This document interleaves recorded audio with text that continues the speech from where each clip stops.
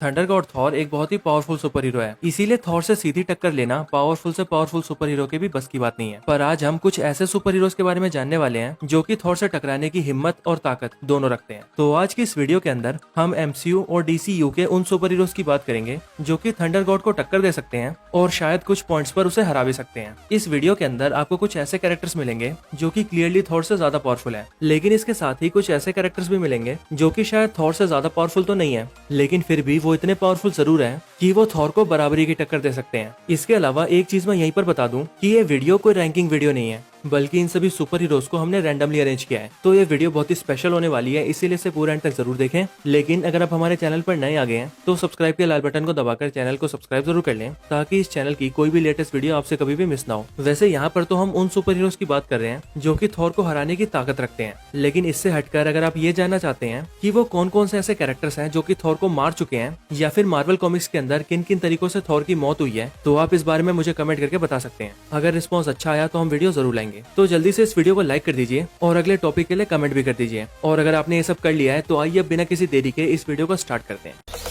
Zombie apocalypse.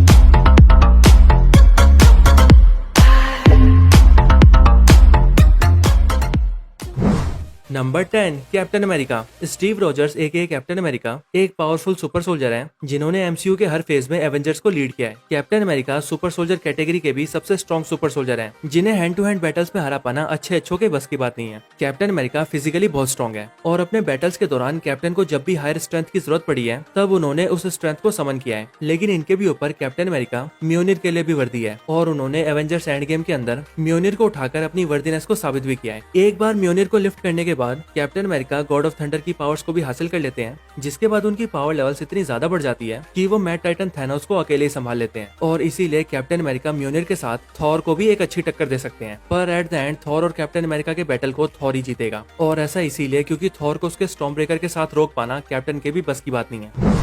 Number 9 captain Marvel. तो captain Marvel यानी कि कैरल डेनवर्स एक क्री ह्यूमन हाइब्रिड है जो कि यूएस मिलिट्री के अंदर एक एयरफोर्स पायलट रह चुकी है। कैरल को उसकी पावर्स एक एक्सीडेंट के दौरान मिलती है, क्योंकि जब वो लाइट स्पीड इंजन को डिस्ट्रॉय कर देती है तब वो उसके अंदर की टेसरेक्ट की एनर्जी से एक्सपोज हो जाती है, जिसके बाद कैरल के अंदर कॉस्मिक पावर्स आ जाती है और फिर आगे चलकर वो कैप्टन मार्वल बनती है। कैप्टन मार्वल साउंड की स्पीड से भी तेज फ्लाई कर सकती है, पावरफुल फोटोन ब्लास्ट कर सकती है, एनर्जी को ऑब्जॉर्ब कर सकती है और खुद को तेजी से हील भी कर सकती है। कैप्टन मार्वल एमसीयू की सबसे स्ट्रॉन्गेस्ट फीमेल सुपर हीरोज में से एक है, जो कि अपनी पावर्स, मिलिट्री ट्रेनिंग और फाइटिंग एक्सपीरियंस के साथ अच्छे अच्छों पर भारी है। मार्वल के व्हाट इफ सीरीज के अंदर हमने क्लियरली देखा था कि थॉर और कैप्टन मार्वल में कैप्टन मार्वल ज्यादा पावरफुल है, क्योंकि व्हाट इफ सीरीज के अंदर जब थॉर और कैप्टन मार्वल एक दूसरे से फाइट करते हैं तब थॉर अपने एक पंच में कैप्टन मार्वल को फ्रांस से यूके भेज देता है, और वहीं कैप्टन मार्वल अपने एक पंच में थॉर को यूके से यूएसए भेज देती है। ये कंपैरिजन बेशक से मेन मार्वल यूनिवर्स में ना हो रहा हो, लेकिन ये चीज हमें बताती है कि कैप्टन मार्वल कितनी पावरफुल है, और इसी वजह से एमसीयू के अंदर कैप्टन मार्वल भी उन सुपर हीरोज की कैटेगरी में आती है जो कि थंडर गॉड से टक्कर ले सकते हैं। Number 8 Superman. तो मार्वल के थॉर और डीसी के सुपरमैन में कौन ज्यादा पावरफुल है, ये डिबेट सुपर हीरो फैंस के बीच चलती रहती है। सुपरमैन एक कार्ल-एल या यूं कहे क्लार्क कैंट क्रिप्टॉन नाम के एक प्लेनेट का आखिरी सर्वाइवर है, जिसे उसके पेरेंट्स अर्थ पर भेज देते हैं, जिसके बाद अर्थ का एटमॉस्फेयर और सनलाइट उसे सुपर ह्यूमनली बहुत पावरफुल बना देते हैं, जिसके बाद क्लार्क कैंट कहलाता है सुपरमैन। सुपरमैन कोई गॉड नहीं है, लेकिन उसकी पावर्स और एबिलिटीज किसी गॉड से कम भी नहीं है। सुपरमैन फिजिकली इतना ज्यादा स्ट्रॉन्ग है कि ये डीसी एक्सटेंडेड यूनिवर्स के अंदर एक स्पेसशिप को बड़े आराम से खींच चुका है, एक हैवी मिसाइल को लिफ्ट कर चुका है और बड़ी बड़ी बिल्डिंग्स को अपने एक अटैक से गिरा चुका है। सुपरमैन की ड्यूरेबिलिटी भी इतनी ज्यादा है कि ये extreme heat, extreme cold, fire, bullet shots और मिसाइल ब्लास्ट सब कुछ झेल सकता है। और डीसीयू के अंदर तो सुपरमैन एक न्यूक्लियर बॉम्ब के एक्सप्लोजन को भी सर्वाइव कर चुका है। इसके अलावा सुपरमैन स्पीड के मामले में फ्लैश को भी टक्कर दे चुका है और अपने पावरफुल हीट विजन से स्टेपनवुल्फ के हॉर्न को भी तोड़ चुका है। और इसीलिए सुपरमैन की इन पावर्स को देखते हुए ये पता पाना काफी मुश्किल है कि थॉर और सुपरमैन में से कौन ज्यादा पावरफुल है। Number 7 Scarlet Witch. Scarlet Witch यानी कि वांडा मैक्सिमॉफ एक पावरफुल विच है जिसकी पावर्स को माइंडस्टोन ने ट्रिगर कर दिया है। स्कारलेट विच केओस मैजिक का यूज करती है और अपनी इन मैजिकल पावर्स से ये माइंड कंट्रोल कर सकती है, टेलीकिनेसिस कर सकती है, टेलीपैथी यूज कर सकती है, मैटर मैनिपुलेशन जानती है और तो और ये रियलिटी रैपिंग भी कर सकती है। स्कारलेट विच अपनी पावर से एक पूरी रियलिटी तक को क्रिएट कर चुकी है और doctor strange in the multiverse of madness के अंदर ये डार्क होल्ड का यूज करके इतनी पावरफुल बन जाती है कि ये इल्यूमिनाटी टीम के मेंबर्स को भी बड़े प्यार से खत्म कर देती है। स्कारलेट विच इन्फिनिटी स्टोन्स की पावर्स को भी ओवर पावर कर चुकी है। और एवेंजर्स इन्फिनिटी वॉर के अंदर ये एक हाथ से विजन के माइंड स्टोन को तोड़ती है और दूसरे हाथ से 5 इन्फिनिटी स्टोन्स होल्ड किए हुए थानोस को भी रोकती है। इसीलिए स्कारलेट विच इतनी पावरफुल है कि वो थॉर से भी फाइट कर सकती है। और तो और अगर स्कारलेट विच चाहे तो वो अपनी माइंड कंट्रोल एबिलिटी से थॉर के माइंड को कंट्रोल करके उसे हरा भी सकती है, क्योंकि ऐसा कुछ हमने एवेंजर्स एज ऑफ अल्ट्रॉन में भी देखा था, जहाँ पर स्कारलेट विच एवेंजर्स टीम के बाकी मेंबर्स के साथ साथ थॉर के माइंड को भी मैनिपुलेट कर देती है, जिससे थॉर इल्यूजन में फंस जाता है। Number 6, black Adam and Shazam. तो इस लिस्ट में नंबर 6 पर हमने ब्लैक एडम और शज़ैम को एक साथ रखा है, क्योंकि इन दोनों ही सुपर हीरोज की पावर्स ऑलमोस्ट सिमिलर है और इन्हें इनकी पावर्स भी शज़ैम विज़ार्ड से मिली है। लेकिन इनके बीच जो चीज डिफरेंट है वो है इनकी पावर्स का सोर्स, क्योंकि जहाँ शज़ैम को उसकी powers Solomon, Hercules, Atlas, Zeus, Achilles और मरकरी जैसे ग्रीक गॉड से मिली है, वहीं ब्लैक एडम की पावर्स का source Shu, Amon, Zehuti, Aton, Heru और मैथु जैसे इजिप्शियन गॉड्स हैं। ब्लैक एडम और शज़ैम दोनों ही नियर इमोर्टल है, लाइटनिंग स्ट्राइक्स कर सकते हैं, टेलीकिनेसिस कर सकते हैं और थंडर ब्लास्ट भी कर सकते हैं। इसके साथ ही ये दोनों ही god like strength, god like durability, super speed और फ्लाइट जैसी सारी एबिलिटीज भी पोसेस करते हैं। ब्लैक एडम और शज़ैम की पावर्स थंडर गॉड थॉर से बहुत सिमिलर है और इन पावर्स के अलावा अगर हम इन दोनों के स्ट्रेंथ और ड्यूरेबिलिटी को भी थॉर से कंपेयर करें तो ये बता पाना भी काफी मुश्किल है कि इन तीनों में से किसकी स्ट्रेंथ सबसे ज्यादा है। वैसे अगर आप इस बारे में जानना चाहते हैं कि ब्लैक एडम, शज़ैम और थॉर में से कौन सा सुपर हीरो सबसे पावरफुल है, तो आप हमारी black Adam versus Shazam versus Thor वाली वीडियो देख सकते हैं, जिसका लिंक आपको इस वीडियो के डिस्क्रिप्शन में भी मिल जाएगा। अगर आप इंटरेस्टेड हैं तो इस वीडियो को देखने के बाद आप इस वीडियो को भी देख सकते हैं। Number 5, Doctor strange.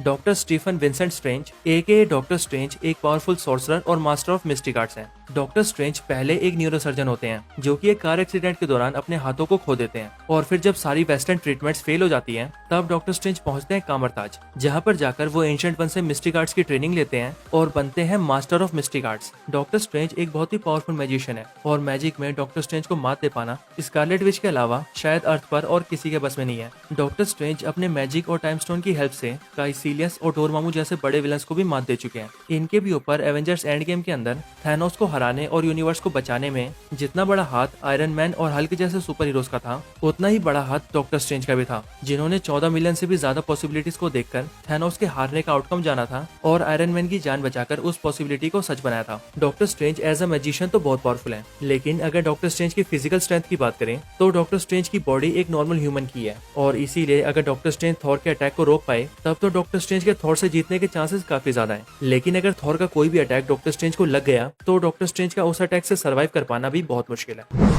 Number 4, wonder woman. Wonder woman यानी कि डायना ग्रीक गॉड ज़्यूस की बेटी है और डीसी यूनिवर्स के अंदर वंडर वुमन को एक डेमीगॉड बताया गया है। वंडर वुमन थेमिस्किरा की एक अमेज़न वॉरियर है जिसके पास god like strength, god like durability, super speed और स्टेमिना जैसी सारी एबिलिटीज हैं और एक अमेजोनियन वॉरियर होने की वजह से वो हैंड टू हैंड फाइट्स लड़ना भी जानती है। वंडर वुमन इतनी ज्यादा पावरफुल है कि वो मिलिट्री टैंक्स और आर्मर्ड व्हीकल को बड़े आराम से उठा सकती है और उन्हें कई माइल्स तक दूर फेंक सकती है। वंडर वुमन इतनी फास्ट है कि वो गन से निकली बुलेट से भी तेज मूव कर सकती है और चाहे तो उन बुलेट्स को पकड़ भी सकती है। इसके साथ ही वंडर वुमन के पास मैजिकल ब्रेसलेट्स भी हैं जो कि एनर्जी को अब्सॉर्ब करके पावरफुल शॉकवेव्स क्रिएट कर सकते हैं। वंडर वुमन के मैजिकल ब्रेसलेट्स थंडर को भी अब्सॉर्ब कर सकते हैं और वंडर वुमन की मूवी के अंदर भी हमने देखा था कि वंडर वुमन एरीज की लाइटनिंग को अब्सॉर्ब कर लेती है और फिर उसे एरीज के खिलाफ इस्तेमाल करती है और इसीलिए वंडर वुमन ऐसा कुछ थॉर के साथ भी कर सकती है, जहाँ पर अगर थॉर अपनी लाइटनिंग से वंडर वुमन पर हमला करेगा तब वो थॉर की लाइटनिंग को अब्सॉर्ब करके उसे थॉर के खिलाफ यूज कर सकती है।